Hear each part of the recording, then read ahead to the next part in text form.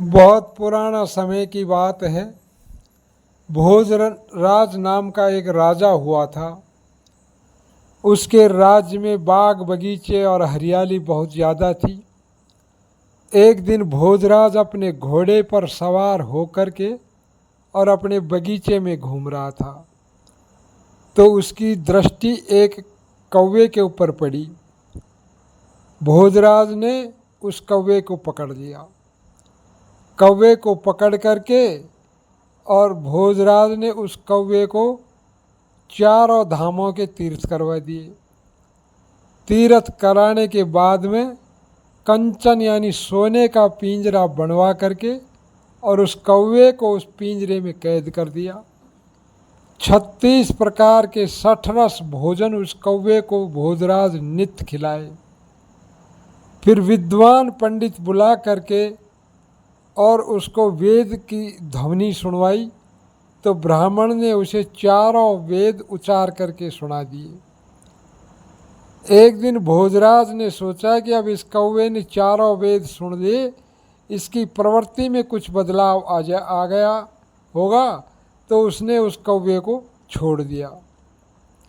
कुछ दिन बाद में जब वह भोजराज घूमने निकला, तो वही कौवा उसे कुठौर मतलब करख जिसे कहते हैं मृत शरीर, उसी पर बैठा हुआ मिला।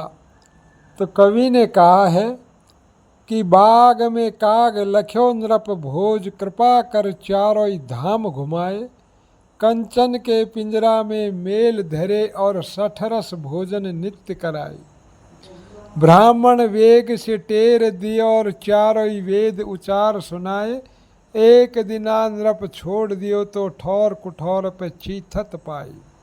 तो विडंबना तो यही है कि वेद का प्रकाश सुनना, पर रुचि तो वही रही। ज्ञान सुनना और ज्ञान में जीना, ये दोनों अलग अलग बातें हैं। जीव अगर अपनी आदत को नहीं बदलता, अपनी प्रवृत्ति को नहीं बदलता, तो वह कितना भी वेद सुन ले, उसकी प्रवृत्ति लोभ और माया की तरफ ही आकर्षित होगी। इसलिए ज्ञान सुनने से ही लाभ नहीं होता, ज्ञान में जीना भी बहुत ज़रूरी है। ये संतों के दृष्टांत हैं, इन पर गौर किया जाए तो जीवन सहज ही कट जाता है। वीडियो अगर अच्छा लगा हो तो लाइक व सब्सक्राइब करना न भूलें। धन्यवाद।